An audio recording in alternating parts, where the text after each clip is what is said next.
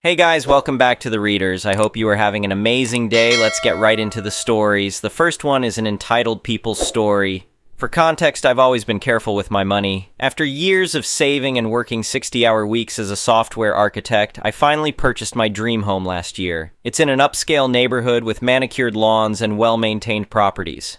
The crown jewel of my new home is the gorgeous in-ground pool in the backyard.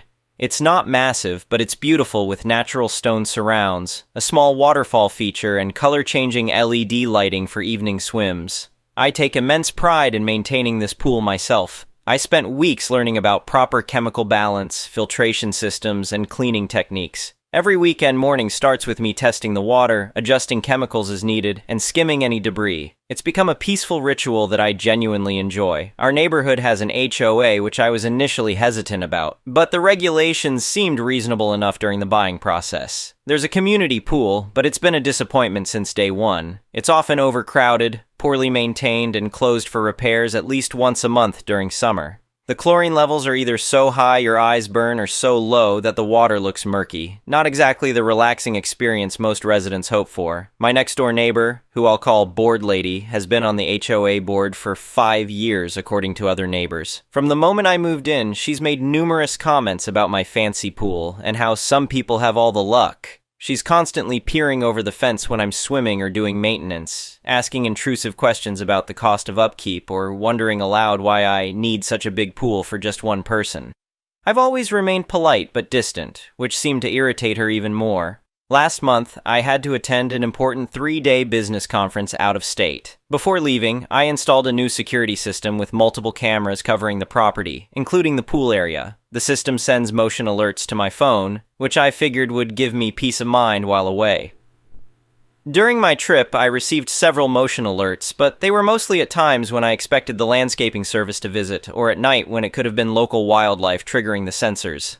I didn't think much of it until I returned home. The moment I pulled into my driveway, I knew something was wrong. My side gate was unlocked, which I definitely hadn't left that way. When I walked to the backyard, I felt like I'd been punched in the stomach. There were pool toys I didn't own floating in the water. Empty beer bottles, wine coolers, and plastic cups littered the pool deck. Someone had used my grill, leaving it filthy with caked-on food residue. Several of my patio chairs were moved or tipped over, and I later discovered one was broken completely. The pool itself was in terrible condition. The water was cloudy and had a greenish tint, something that happens when the chemical balance is severely disrupted. There were sunscreen oil slicks on the surface, and the skimmer baskets were clogged with debris. Anyone who maintains a pool knows this isn't a simple fix. We're talking about a complete draining and refilling in the worst case, or at minimum several days of intense chemical treatment, continuous filtering, and manual cleaning, plus the cost of all the chemicals and potentially a professional service visit if I couldn't correct it myself. I was livid but also confused. Who would do this? My first thought was teenagers, but how would they know I was away? And the gate has a padlock that was clearly unlocked, not broken. I immediately checked my security footage. What I saw made my blood boil. There was Board Lady using a key to unlock my gate. I still have no idea how she got a copy. And leading about 15 people into my backyard. The timestamp showed this happened the very day after I left. The audio was crystal clear as she announced to everyone, "It's completely fine. They're away on business and won't mind us using the pool. Why should such a nice pool sit empty when the community pool is closed for repairs again? Besides, we're neighbors." The footage showed adults and children alike making themselves completely at home in my backyard. They used my outdoor furniture, my pool equipment, my grill, and even my outdoor refrigerator where I keep drinks. But what really crossed the line was when I saw several people going into my house through the back door. I hadn't even checked inside yet. A quick inspection revealed they had used my bathrooms, leaving wet towels on the floor and makeup stains on hand towels. Someone had gone through my refrigerator and pantry, helping themselves to food and drinks. Most disturbingly, I found evidence that someone had been in my bedroom.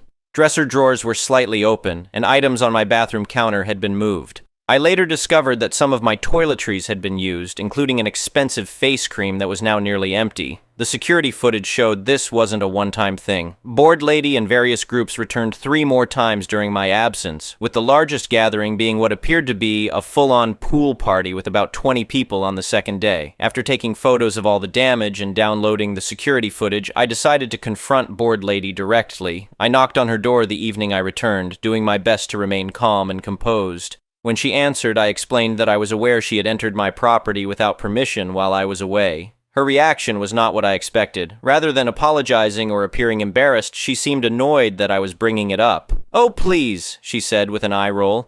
"It's not like you were using it. The community pool was closed again and people needed somewhere to cool off during the heat wave. I pointed out that entering my property without permission is trespassing and that they had damaged my pool and other belongings. She had the audacity to respond, "Well, actually, the HOA bylaws state that all amenities should benefit the community during times of need." When I asked to see this supposed bylaw, she waved her hand dismissively. "You should be thankful we maintained your yard while you were gone.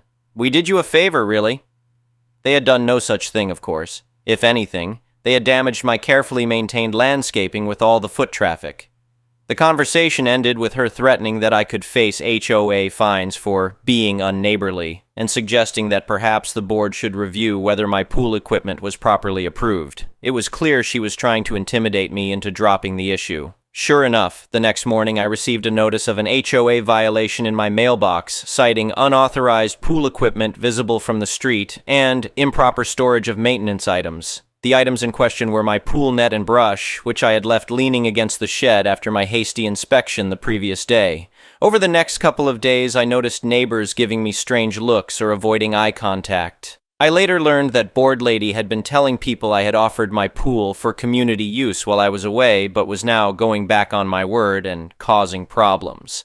At this point, I knew I needed to take serious action. This wasn't just about trespassing anymore. It was about property damage, potential liability issues, and someone actively trying to manipulate the community against me. First, I consulted with a lawyer who specializes in property law and HOA disputes. She reviewed my evidence and confirmed that not only had board lady committed criminal trespass, but the unauthorized entry into my home could potentially constitute burglary. The fact that items were used and consumed could be considered theft, even if nothing valuable was taken. Most concerning to my lawyer was the liability issue. If someone had been injured on my property, particularly in the pool, I could have been held responsible despite not giving permission for them to be there. Next, I filed a police report. I was careful to stick to the facts, providing copies of the security footage and photographs of the damage. The officer who took my report was visibly shocked at the brazenness of the trespass and the damage done. He informed me that while they would investigate, it would be my decision whether to press charges once they completed their report. The timing worked out perfectly because the monthly HOA meeting was scheduled for the following evening.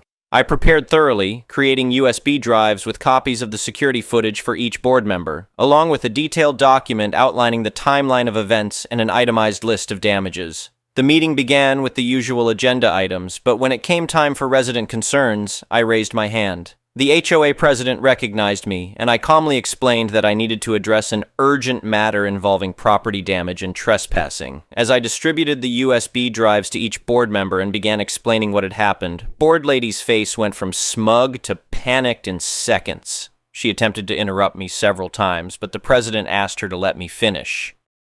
I methodically outlined the events, showing several short clips from the security footage on my laptop for everyone present to see. The room grew increasingly uncomfortable as the evidence mounted. When I played the clip of board lady explicitly telling people it was okay to use my pool without permission, several board members visibly cringed. Then I delivered the facts that I knew would get the board's attention. 3 of the trespassers were minors consuming alcohol on my property, I explained. As I'm sure you're all aware, this creates a serious liability issue, not just for me as the property owner, but potentially for the HOA itself, since a board member facilitated this illegal activity. I then presented my itemized list of damages. The cost to restore the pool to its proper condition, including chemical treatments, professional cleaning, and my own time, came to nearly $900. The broken outdoor furniture needed replacement at a cost of $350. Professional cleaning for the interior of my home, replacing used or damaged personal items and changing the locks added another $500.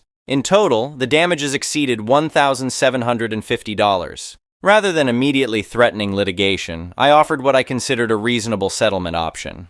The HOA could cover the damages related to the pool restoration and outdoor furniture, while board lady would be responsible for the costs related to the home invasion and lock replacement. I would not pursue criminal charges if this settlement was accepted and board lady agreed to issue a written apology that could be distributed to clear my name with the neighbors she had misled. The reaction from the other board members was swift. They called an immediate executive session, asking everyone except board members to step outside. 20 minutes later, we were invited back in. The president announced that the board had voted to remove Board Lady from her position, effective immediately due to abuse of power and actions that put the HOA at legal risk. The board agreed to pay for all damages to avoid potential legal action. Board Lady was instructed to issue the written apology I had requested, and the board would send out a community-wide notice clarifying that at no time had I offered my pool for public use. What surprised me most was when another board member, who lived across the street from me, approached me privately after the meeting. She apologized profusely and admitted that the board had received other complaints about Board Lady's behavior in the past, but had never had such clear evidence of misconduct. She explained that Board Lady had been using her position to intimidate residents and play favorites for years, waiving violations for friends while strictly enforcing rules against those she disliked. The aftermath was surprisingly positive. Board Lady paid her share of the damages, though her apology letter was clearly written through gritted teeth. The police concluded their investigation and gave me the option to press charges, but I declined since the settlement had been reached. I did, however, keep the case number and report on file just in case of future issues. Within 2 months, Board Lady put her house on the market. According to neighbors, she couldn't handle the embarrassment of facing people who had seen the evidence of her actions. Before she moved, I caught her giving me death glares whenever our paths crossed, but she never approached or spoke to me again. The HOA implemented new policies about board member conduct and conflicts of interest. More surprisingly, they actually improved the community pool, hiring a new maintenance company and establishing better oversight of the facility. As for me, I upgraded my security system even further and changed all the locks. When summer rolled around again, I hosted a proper pool party for neighbors I had become friendly with. It was interesting to hear their stories about Board Lady's previous reign of terror, and several people thanked me for standing up to her when no one else had been able to produce enough evidence of her misconduct. Looking back, I'm proud that I handled the situation firmly but fairly. I could have gone scorched earth with litigation and criminal charges, but choosing a reasonable path to resolution while still holding the responsible parties accountable worked out better for everyone. The neighborhood is more pleasant now. The HOA actually functions as it should, and I can enjoy my pool in peace, knowing that no one will be letting themselves in when I'm away. Sometimes standing up for yourself calmly and with overwhelming evidence is the best form of revenge. The next one is a pro-revenge story. Quite long. Many of you saw this on Petty Revenge, but I guess the mods thought it was too serious, so here it is again. Sorry about the repost. Let's go back a few years. I was a combat engineer platoon sergeant. We had recently gotten a new company commander who thought his crap didn't stink. My first interaction with him was when I got back from running a M240B range, where I was told he wanted to speak to all leadership immediately in the conference room. Well, it took 3 HRs for him to arrive, and despite one SG calling many times, he insisted we stay. The entire meeting was him bragging about himself and saying that he was trying to get the company slotted for a deployment to the Middle East, as well as how excited he was to go. I spoke up and basically said he's a dumbass, but with more words, which ended the meeting, which got me a stern talking to and thinly veiled threats. This captain had been in for 15 years and never once been deployed. That takes effort and a lot of figurative dick-sucking. He only wanted to go now because he was up for major. It turned out Brigade had a mission and asked for volunteers. Captain Dipcrap volunteered me to go despite knowing I had gotten married a week earlier. I made it very clear I did not want to go to the higher-ups. I was told it was between myself and the captain. Well, a month out, my sister-in-law committed suicide immediately after she miscarried at 33 weeks. Found them both in the basement of their house. Well, Captain Dipcrap didn't care, no leave, and I was still to leave about a week after the funeral. Duck him, I walked in to talk to the command sergeant major and was immediately dropped from the deployment. But the captain was so far up the battalion commander's ass that nothing happened to him. After about 8 months later, Captain Dipcrap got his wish. Headquarters platoon and one other was slotted to deploy. Of course, because I had the most combat experience and most deployments in the platoon, he naturally decided that's why my platoon should go. Now, in order to deploy, you first have to go to a month-long field exercise where you are graded on performance. This generally applies to the higher levels of leadership. By this time, I was just pissed. So I got my squad leaders together and improvised a few missions. First, everyone was to follow the CPT's instructions as literally as possible, no matter how dumb, and not to give any advice. This led us to getting absolutely destroyed in training, which was glorious. Secondly, and most importantly, was the psychological aspect. So, this dipcrap commander would go to bed nightly at 2100, no matter what. In the deserts of California, you can find all sorts of creepy crawlies to slip in a sleeping bag while sprinkling juice on his uniform. They'd also periodically hide some of his gear or render his rifle inoperable. So for days this went on. Poor guy slept very little because I ensured his tent was set over top of a beehive. These bees hated any vibration and loved juice. The dumbass never realized why he was constantly getting stung. As we were to be falling under a new brigade, I had to go meet the higher-ups, and wouldn't you know it, the call we were set to fall under turned out had been my first company commander who I got along great with. I pulled him aside and called up my squad leaders, where we basically told him Captain Dipcrap was going to get someone killed, pointed out his erratic behavior and the overall poor performance. Needless to say, he was quickly relieved of command, career killer, and sent back to work in an office where he belonged. As for myself and my platoon, I still didn't want to go, but the new company commander was my old platoon leader from my second deployment, plus I couldn't let my guys go without me. Turned out it would be my last deployment as some injuries force you out of the military, but everyone came back alive. The next one is a malicious compliances story. Hey y'all, it's your friendly neighborhood meat counter guy.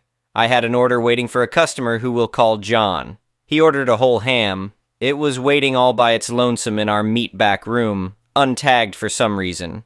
I get it for him and weigh it out, and the price comes to $46.31. He begins to take the ham and then asks me to cut it in half. I said, well, okay, sure, but the second I agree to this, he says, oh, could you trim it off the bone? This carving is not only something I can't do, but it's a different price. I end up throwing out the original ticket instead of tagging it, mainly because I forgot. He took the ham from me and said, well, I'm sorry you're such a funking idiot and can't figure out how to cut a ham. When does the butcher come back? I told him that he comes in at 7 a.m. He leaves without additional incident, and I eventually get a call from the cashier who asks my dyslexic ass for the price. I said 31.46. Then he said, really? Which should have been N indicator. I suddenly hear the customer in the background grumbling his Dennis the Menace Mr. Wilson grumble as the cashier tells me that the customer doesn't think that's the right price and I better change the price. Enter MC. I thought as this was going on that the cashier questioning the price was more like an, oh wow, that's cheap. And I realized the price I said was way too cheap. I told him, hey, tell the customer I'll happily change the price for him, and he can even come with to see the price change. Old Man River, John, Mr. Wilson, what have you, saunters back to the meat department along with his ham in a handbasket, looking like Little Red Riding Hood with equally naive expectations of the next few moments of his life. In comes the big bad wolf to weigh the ham. I even say what I'm ringing up as I look up the code. So whole ham, farmers, not spiral sliced, $2.49 a pound, here you go. Tag is for $46.31, which is visible to his side as well as mine. Oh, I see what happened. My bad, sir. My dyslexia kicked in over the phone. It was 46.31, comma, not 31.46. Here you go. The audible exhale of breath was enough to energize me for the rest of the shift, just like Scream Juice or whatever it is fueled Monster Inc. The next one is an entitled people story. Sometimes I really hate the people of the state I'm born and raised in. I've got a truck, so I've been asked more than a few times since buying it to help friends and family move things. There's also a whole story involved in my buying the truck about the previous owner's ex-wife, but I'm not going to go into detail about it here. Anyway, last week the cousin of a friend, someone I'd only been acquainted with twice, suddenly asked for me for help moving stuff out of his old apartment and into his new apartment. He was physically disabled and needed a cane to walk. The friend of a friend told me his cousin was disabled from a bad spine injury around a decade prior and had finally gotten a Section 8 apartment. They kind of played up the fact that he was disabled to get my help, so I reluctantly agreed. But then they guy was actually offended when I said I'd only help if he paid me for my time and gas. I think he thought he could get my help free. But this was a guy that was a cousin to someone I'm not even close to, that was friends with someone I'm barely close to. Some of my other friends called this guy a total Gary. Not sure if that's some new meme or an inside joke, don't really care either. But I'll use the name Gary just to make things easier, so I helped Gary to move after he agreed to pay me, but he acted completely butthurt when I refused to help unless he paid me in advance. I'm not dumb. I could tell this guy would have tried to weasel out of paying me if I asked for the money after. So he begrudgingly gave me $100 cash for 2 trips of getting his stuff out of storage and to his new apartment. But he totally lied about the distance we'd be driving. He said 20 miles, but when I put the address into the GPS, it was 35. I used most of what he paid me just to put gas in my truck, because I made multiple trips of driving this guy's stuff 35 miles each way. That was 140 miles total, and I was doing most of the heavy lifting because Gary couldn't do any heavy lifting because of his bad back. The apartment I was helping get the stuff to was also on a 3rd floor, and only accessible by stairs. So that was a lot of painful lifting. Once all the stuff was finally unloaded, Gary wanted me and the friend of a friend who introduced me to him to stick around and help him unpack and arrange everything. I tried to be nice about it, but he kept insisting and told me I have to help more since I gouged him for cash. I got mad and pointed out I helped him for several hours and I barely know him. If anything, I undercharged him, especially since he lied about how far we were going. Plus, he clearly didn't even want to pay me to begin with. He'd have had to pay several times more if he hired professional movers. Plus, he was constantly rude to me the entire time, and I heard him call me a redneck garbage collector when he thought I wasn't listening. Then I told him what my actual job and salary is, and that I'm never going to help him with anything ever again. Gary got really red in the face, and I walked out while he called me names and said he never wanted to see me again. I said back the feeling was pretty mutual. And now that he's so far away, I'm probably not going to be seeing him again anytime soon, which I'm thankful for. I've also told my other friends about this, and they all agree Gary was out of line, and the friend of a friend who put me up to all that hasn't even messaged me to apologize.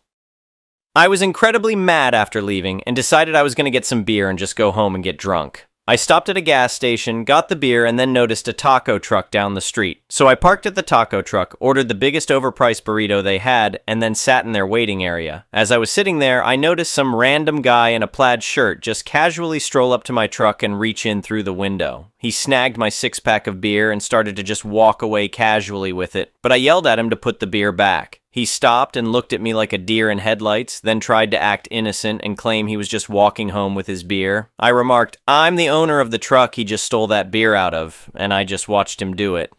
Then I said to put the beer back before started calling the police. He actually complained that it was just a 6-pack of beer and I could easily go buy another one. I told him it didn't matter what it was. He was a thief, and an entitled one at that, and to put the damn beer back before I got mad. He dropped the beer back on my seat from the window, then gave me the finger before leaving.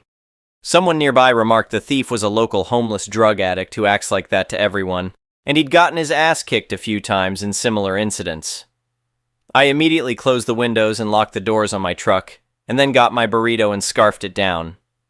I should have been surprised to deal with 2 really entitled people in one day, but frankly, I'm just not anymore. Also, I'll never be getting food from that place again because that burrito somehow wrecked my insides, and normally I can handle eating whatever. But I was in and out of the bathroom all night. Thank you for watching. I would really appreciate it if you could like the video and subscribe to our channel if you haven't already. We'll see you again tomorrow.